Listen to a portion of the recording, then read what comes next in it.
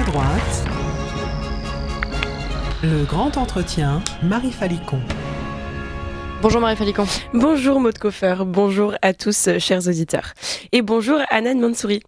Bonjour. Merci d'être avec nous sur Ligne Droite. Vous êtes député de la 8e circonscription de l'Isère.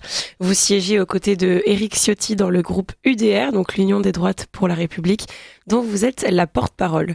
Cette semaine, Hanan Mansouri, vous avez eu une confrontation, on peut le dire, assez véhémente avec Sandrine Rousseau. Vous l'avez traitée de menteuse. Est-ce que vous pouvez nous dire qu'est-ce qui s'est passé ? Alors, Madame Rousseau a essayé d'expliquer dans l'hémicycle que le sujet des retraites, elle le mettait en fait, elle le posait sur la table. Or, c'est faux. C'est un sujet qu'on a déjà discuté en commission la semaine passée, à plusieurs reprises, parce que mon groupe, l'UDR, a proposé d'introduire notamment une dose de capitalisation dans les retraites, ce pourquoi la gauche a voté contre. Et surtout, et c'est encore plus symbolique, le groupe Rassemblement National a proposé l'abrogation pure et simple du texte. Et la gauche a aussi voté contre. Donc il me semblait essentiel quand même de le rappeler en hémicycle, qui est le moment le plus visible au sein de l'Assemblée nationale. Et effectivement, j'ai eu des mots durs, mais je pense juste, effectivement, elle montait sur le sujet. Bon, on va évidemment revenir sur ce sujet de toute façon, la réforme des retraites, puisqu'elle est d'actualité. Mais avant de parler de ça et de parler du budget aussi de 2025, il y a une actualité pour l'UDR, votre groupe, ce parti plus précisément, puisque votre nouveau siège donc politique place du Palais Bourbon, je m'en mêle. Vous emménagez juste en face du QG des Républicains. Est-ce que c'est un symbole important pour vous, Hanan Mansouri ?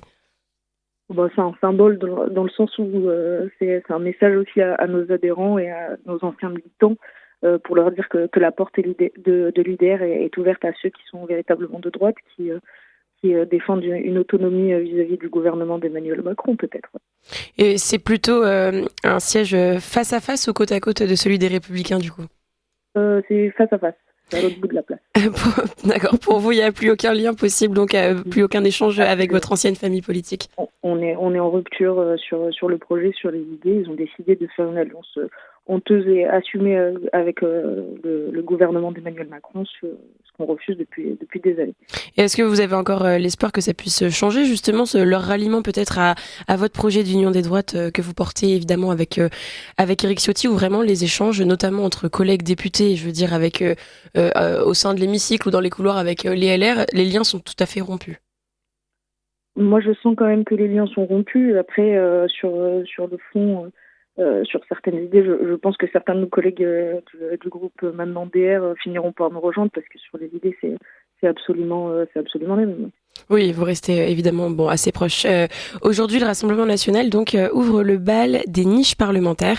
Ils ont, je précise pour nos auditeurs, toute la journée pour tenter de faire voter différentes propositions de loi. 6 textes au programme, parmi lesquels l'abrogation de la réforme des retraites, on en parlait à l'instant. Un sujet, c'est vrai, qui est clivant dans l'hémicycle. Le nouveau Front populaire avait fait savoir qu'il ne voterait pas l'abrogation dans la niche du Rassemblement national, puisque le texte émanait évidemment de leur adversaire politique. Mais hier, coup de théâtre, le texte du Rassemblement national a été vidé de sa substance en commission. L'article ramenant l'âge légal de départ à la retraite à 62 ans et celui revenant à une durée de cotisation de 42 ans ont été supprimés. Ce ne sera pas rétabli pour l'examen en séance aujourd'hui. Le Rassemblement national a tenté de réintroduire cette disposition dans le texte de leur niche parlementaire, mais la présidente de l'Assemblée nationale, Yaël Braun-Pivet, a déclaré ce rajout irrecevable au titre de l'article 40 de la Constitution. Est-ce que, Hanan Mansouri, pour vous, ceci c'est un coup de force ? Pardon, j'ai pas entendu la question. Pour vous, c'est un coup de force ? Oui, absolument. Déjà, sur le constat, c'est quand même accablant de voir que la gauche qui s'en cesse explique qu'elle a été dans les rues avec les Français contre cette réforme-là, complètement réussi à complètement dénaturaliser le texte en commission de façon dissimulée face aux électeurs et aux Français. Et ensuite, oui, effectivement, le Rassemblement national qui proposait cette abrogation en phase avec leurs idées se voit avec un texte qui va arriver en hémicycle sans l'idée globale et en tout cas l'idée la plus importante du texte, qui est quand même l'abrogation pure et simple. Donc oui, effectivement, c'est un coup de force et c'est un vrai problème pour notre démocratie. Sur un texte pareil, c'était quand même essentiel. Ouais. Et ça s'est passé en commission des affaires sociales, si je ne m'abuse ? Oui, en commission des affaires sociales la semaine passée, tout à fait. Et donc c'est celle dans laquelle en plus vous siégez, Hanan Mansouri ? C'est ça. Et alors, quelle est la position de l'UDR sur ce retour à la retraite à 62 ans, justement, sur le texte du RN? Est-ce que vous aviez une consigne de vote dans le groupe pour voter dans le sens de vos alliés du RN, ou bien pas du tout, une liberté totale? Alors, on avait une liberté totale, et puis sur ce texte, surtout, le groupe UDR a une vision un peu différente que de celle du Rassemblement national. Nous, on est plutôt, on partage le même constat que le Rassemblement national, c'est-à-dire que la réforme des retraites, telle qu'elle a été pensée par Emmanuel Macron, est incomplète et elle répond pas du tout aux besoins de la caisse des retraites.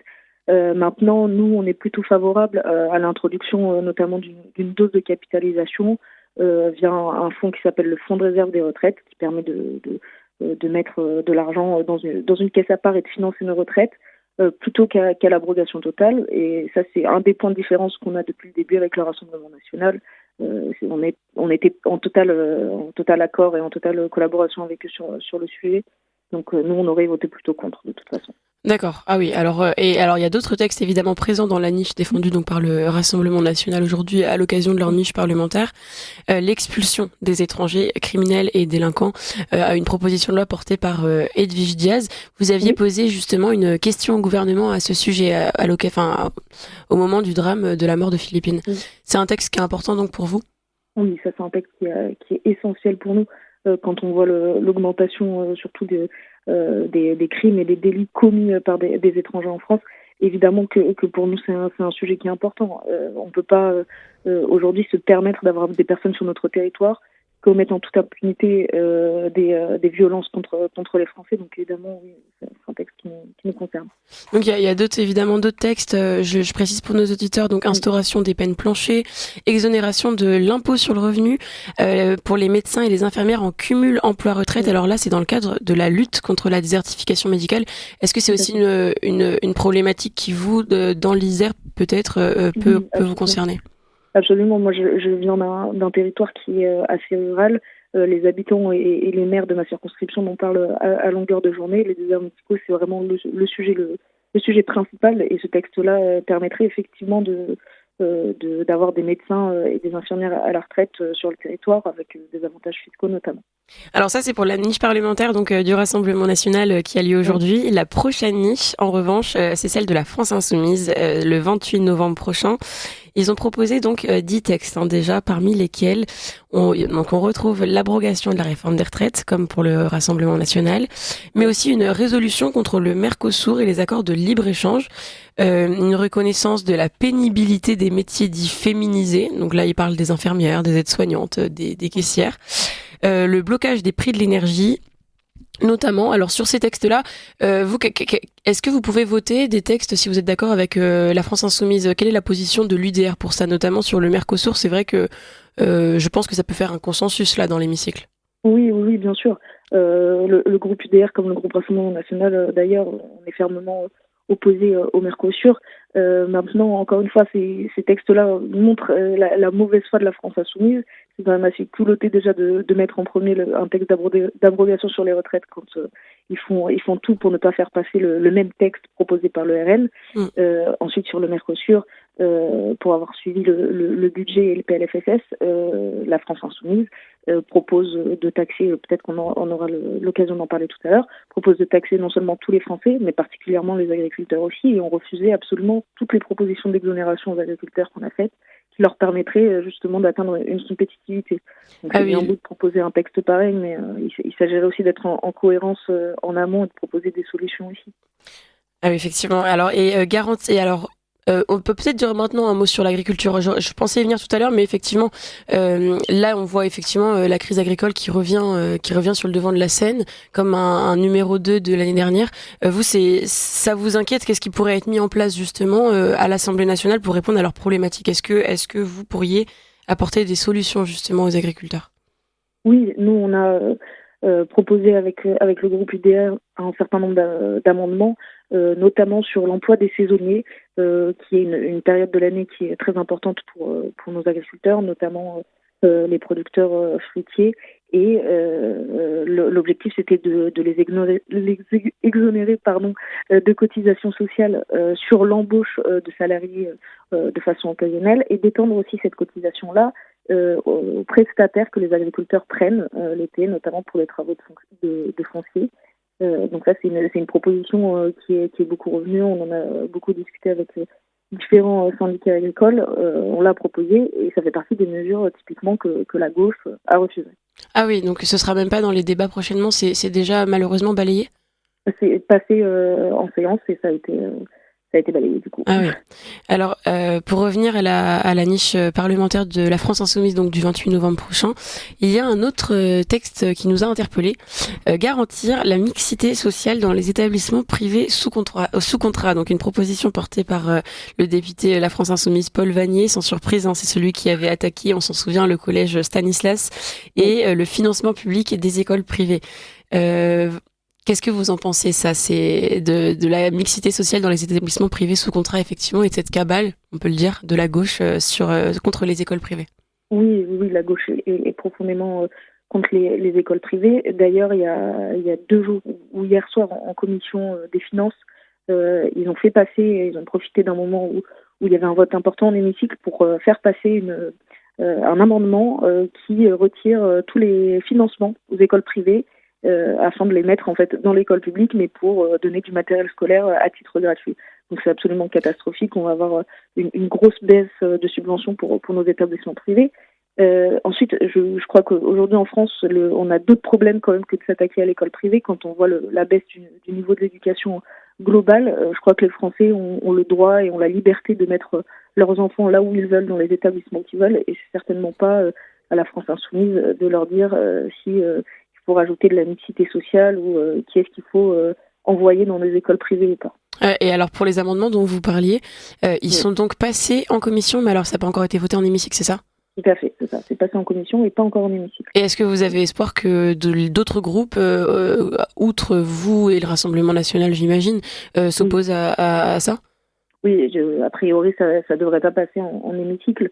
En tout cas, je l'espère pas, mais d'un point de vue symbolique, c'est quand même assez important de voir que tous les financements de l'école privée ont été complètement retirés. Oui, bien sûr. Ces aides-là, c'est quasiment supprimer l'école privée. Oui, c'est ça. On comprend bien que c'est une chasse aux sorcières, quoi, finalement. Ouais. Alors, on est justement sur la question du budget. Alors, on en est où des projets de loi de finances et de financement de la sécurité sociale? Parce qu'ils étaient discutés en séance publique, et où est-ce qu'on en est aujourd'hui? Alors aujourd'hui, on n'a pas fini la première partie du projet de loi de finances du budget. Sur le PLFSS, on avance vraiment très lentement. Je suis pas sûre qu'on arrive non plus à la deuxième partie. Il y a beaucoup d'amendements qui ont été déposés.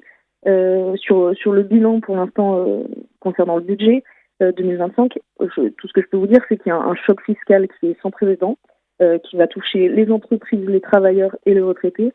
Rien qu'en sortie de commission des finances, il y avait déjà 60 milliards d'euros d'impôts supplémentaires qui ont été notamment portés par la gauche et la Macronie.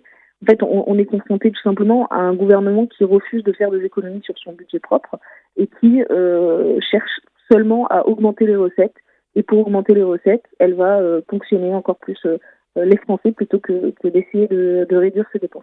Donc c'est assez problématique. Alors quand on a fait justement ce constat-là, et qu'on sait qu'il y a cette possibilité que le budget passe en 49.3, est-ce que Hanan Mansouri, vous pourriez avec UDR déposer ou voter la motion de censure d'un autre groupe pour justement dire stop au gouvernement Barnier qui a survécu une première fois, on s'en souvient, à une motion de censure en octobre? À date, on n'en a pas encore discuté. Il faut qu'on continue de voir la portée de nos échanges en séance.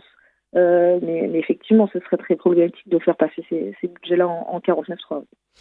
Parce que vous attendez encore quelque chose du gouvernement Barnier, parce que soit vous en attendez plus rien, alors pourquoi ne pas le censurer aujourd'hui, soit effectivement vous vous dites bon, c'est un moindre mal, on a encore des sujets sur lesquels on peut travailler ensemble, peut-être les questions de sécurité, on l'imagine, et dans ce cas-là effectivement vous hésitez pour la censure.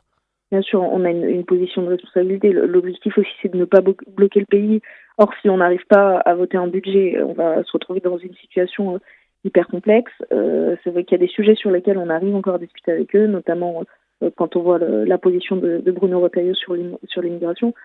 Donc c'est une question qui se pose. Pour le moment. Oui.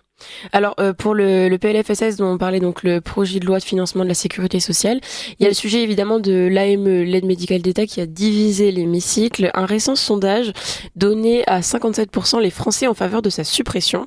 Et quand on va dans le détail du sondage, on voit que 82% des électeurs du RN, 80% des Républicains et 58% du bloc central se positionnent donc en faveur de sa suppression. Est-ce que avec le groupe UDR, vous pourriez envisager d'inclure dans une proposition de loi, par exemple à l'occasion de votre niche parlementaire, la future donc niche parlementaire que vous aurez, pour transformer cette aide médicale d'État donc en aide médicale d'urgence, puisqu'il semblerait qu'il y ait un consensus dans l'hémicycle sur ce sujet. Absolument, c'est un sujet sur lequel on est fermement opposé. Il faut savoir aujourd'hui que dans le budget de la sécurité sociale, déjà le premier poste de dépense sur lequel on pourrait nous s'attaquer, c'est la fraude sociale, qui représente entre 9 et 15 milliards d'euros, donc ce qui est absolument énorme, et l'AME, qui a un coût aussi qui est assez considérable. Nous, on est carrément favorable à la suppression de cette AME, comme par exemple aussi aux subventions concernant les associations pro-migrants, et ma collègue a posé une question au gouvernement d'ailleurs dessus ce mardi. Oui. On pourrait, oui, effectivement, l'envisager au sein d'une proposition de loi. Je vous avoue que c'est pas encore du tout prévu, il faut qu'on voit la forme, mais on est favorable à la suppression. Parce que vous savez quand est-ce qu'aura lieu votre niche parlementaire ou pas encore? Ce sera au mois de mars, fin mars. Ah oui, donc on a encore, effectivement, oui, vous avez encore un peu de temps pour travailler sur les propositions de loi que vous souhaiterez mettre en avant, évidemment. Alors, on va dire un mot du Maroc, puisque Emmanuel Macron donc est rentré hier de son déplacement de 3 jours au Maroc. Alors, avant de parler de la présence d'une délégation donc de 120 personnes, parmi lesquelles Yacine Bellatar, un mot peut-être d'abord sur les prises de position d'Emmanuel Macron en faveur de l'époque d'Al-Andalus. Pour recontextualiser, donc dans son discours face au Parlement marocain, il a évoqué en des termes positifs la période de domination musulmane sur la péninsule ibérique. Mais il a aussi fait un ode à l'Afrique en ces termes, je vais le citer. Pour mes compatriotes, le Maroc jouera toujours un rôle à part de porte de passeur vers l'Afrique, une Afrique rêvée autant que l'Afrique charnelle, humaine, tangible. Hanan Mansouri, ce genre de discours, d'abord faire l'éloge de la période Al-Andalus, est-ce que c'est approprié pour vous? Non, pas du tout. C'est complètement. C'est très étonnant de la part du président Macron, mais en même temps, on a un peu l'impression qu'il panique, Emmanuel Macron. On l'a vu il y a quelques années, quand il se mettait plutôt du côté de l'Algérie et qu'il misait un peu tout sur les relations entre la France et l'Algérie. Il avait des propos aussi qui étaient très forts et très anti-France, en fait, pour essayer d'être dans les bons papiers du président algérien, ce qui n'a absolument pas fonctionné. Il a une position depuis des années qui est très dure vis-à-vis du Maroc, à part son annonce qu'il a faite cet été concernant le Sahara occidental.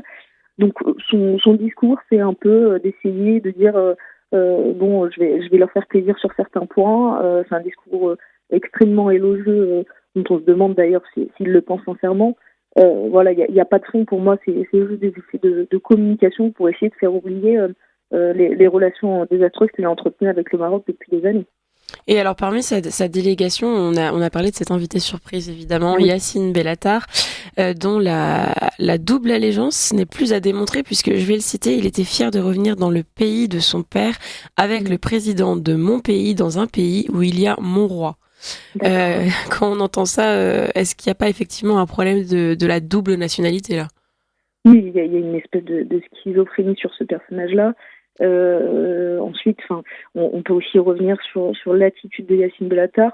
Est-ce que déjà il était censé qu'il fasse partie de la délégation du président, même si l'Élysée visiblement a essayé de dire qu'il n'était pas vraiment invité, mais qu'il s'est retrouvé parmi les invités un peu par hasard. On a compris qu'il y avait un malaise effectivement du côté de l'Élysée. Oui. Non, et le malaise, je l'entends parfaitement quand on a un humoriste franco-marocain qui arrive devant son président de la République, comme il le disait, devant son roi en jogging. Je peux absolument comprendre ce malaise-là. Voilà, c'est un personnage qui fait effectivement ni honneur à la France ni honneur au Maroc. Donc je sais pas où il se situe, mais effectivement, ses prises de position sont problématiques. Oui. Alors, cette visite d'État au Maroc, c'était aussi l'occasion de, bien sûr, de mettre sur la table la problématique des OQTF, donc les obligations de quitter le territoire français.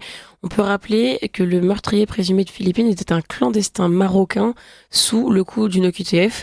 Oui. Bruno Retailleau a assuré travailler actuellement à une feuille de route avec son homologue du Maroc pour fluidifier les procédures et accélérer les expulsions. Est-ce que c'est une bonne nouvelle, justement, qu'on puisse enfin peut-être avancer sur le sujet des OQTF, notamment avec le Maroc?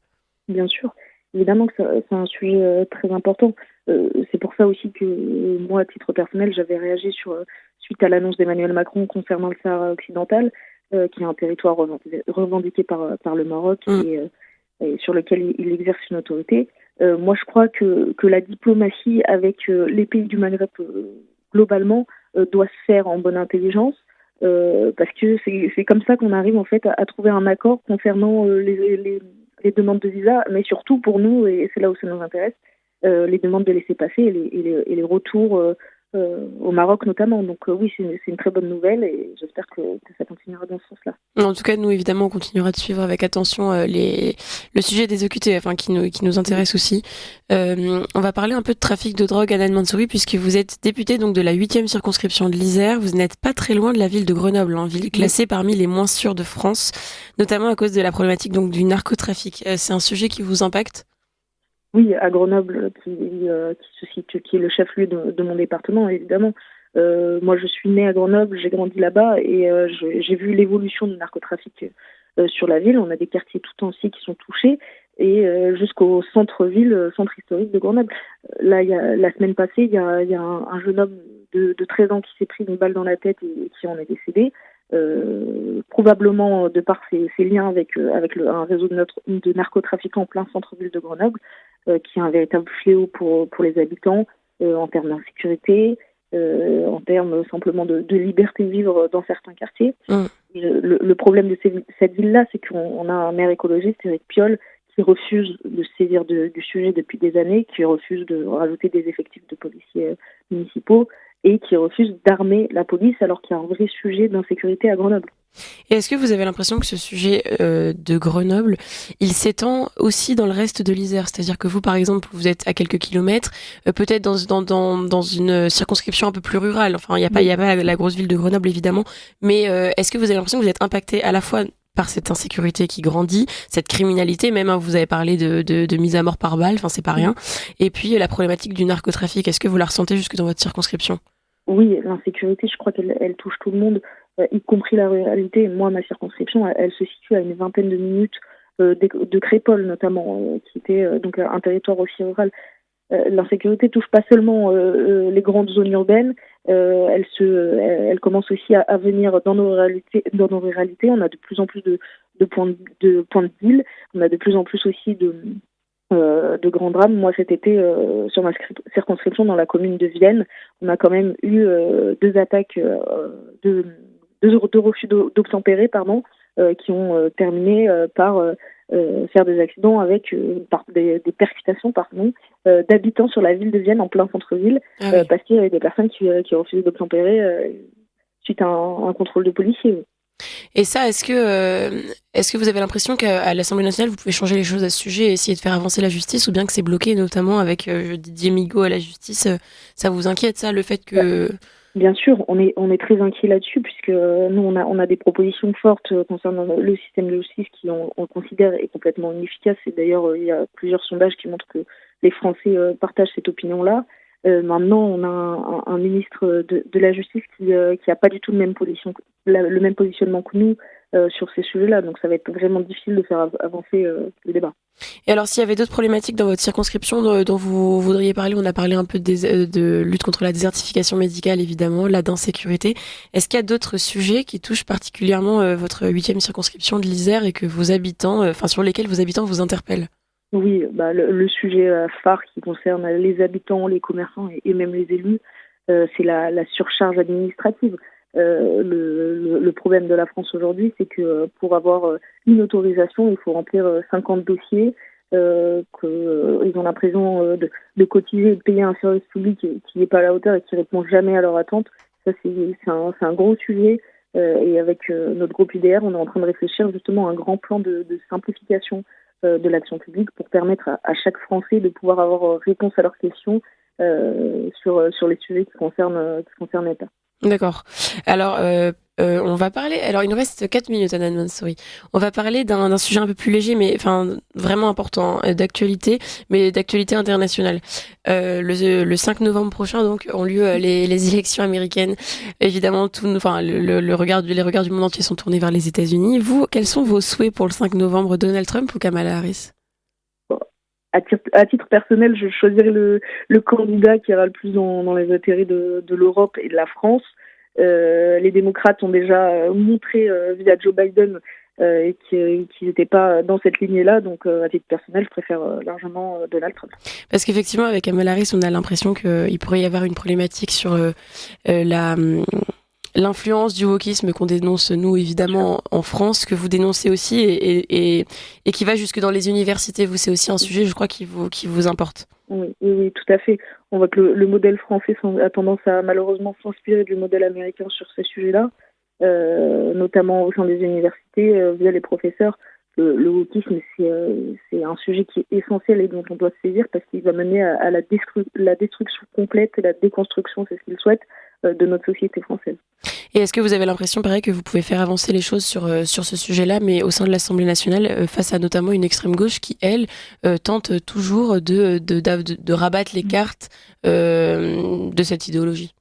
Non, effectivement, c'est pareil, c'est un combat qui est compliqué, puisque l'extrême gauche travaille en plus en collaboration avec la plupart des universitaires. Le milieu universitaire est complètement gangréné par cette idéologie-là.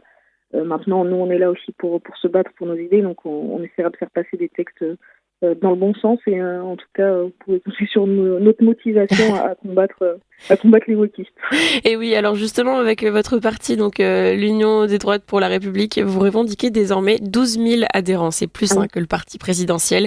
Les Républicains, pour leur part, sont autour des 20 000, mais tout de même 12 000, alors ça vous donne espoir pour l'Union des droites, Hanan Mansouri? Oui, absolument. Déjà, on est au-delà des objectifs qu'on s'était fixés quand on a lancé l'UDR. Les adhésions montent à une vitesse grand V. On voit que les mouvements se structurent aussi au niveau départemental. Donc, c'est très positif pour nous. Notre message et nos particularités vis-à-vis du RN sont aussi entendues, plaisent et nous permettent de travailler en pleine collaboration avec eux. Donc oui, on est très satisfaits et on pense que ça va évoluer encore plus dans le bon sens. Alors, parmi les évolutions possibles, récemment, Marion Maréchal lançait son parti, donc Identité Liberté. Si elle le proposait, est-ce que l'UDR pourrait l'accepter dans ses rangs? Puisque là, est-ce que vous avez le sentiment que, elle fait un peu cavalier seul et qu'elle ferait mieux peut-être de vous rejoindre pour l'Union des droites? Non, écoutez, elle fait le choix de monter sa structure avec sûrement quelques points de divergence avec nous. Moi, tout ce que je constate, c'est qu'au sein de l'Assemblée nationale, on travaille aussi bien avec les députés du Rassemblement national qu'avec les députés dits marionnistes. Donc, il y en a 3 qui sont rattachés aussi au Rassemblement national. Sur le fond, on partage à peu près le même constat. Maintenant, sur la forme, si elle a besoin de créer une structure, c'est pas un problème. L'essentiel, c'est juste que le moment venu, on puisse se retrouver et qu'on se mette pas des bâtons dans les roues entre nous, qu'on puisse continuer la belle alliance qu'on avait faite déjà aux élections législatives. Je pense qu'on peut finir sur ces belles paroles, Hanan Mansouri. Je vous remercie pour ce grand entretien politique. Je rappelle à nos auditeurs que vous êtes donc député, bien sûr, de l'Isère.